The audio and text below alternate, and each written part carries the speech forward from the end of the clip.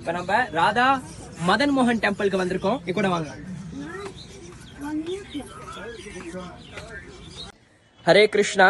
இப்ப நம்ம எங்க இருக்கிறோமா, ராதா மதன் மோகனோட கோவில்ல இருக்கிறோம். விருந்தாவனத்தில் ஸ்தாபனம் பண்ண அற்புதமான கோவிலே இந்த ராதா மதன் மோகன கோவில் தான்.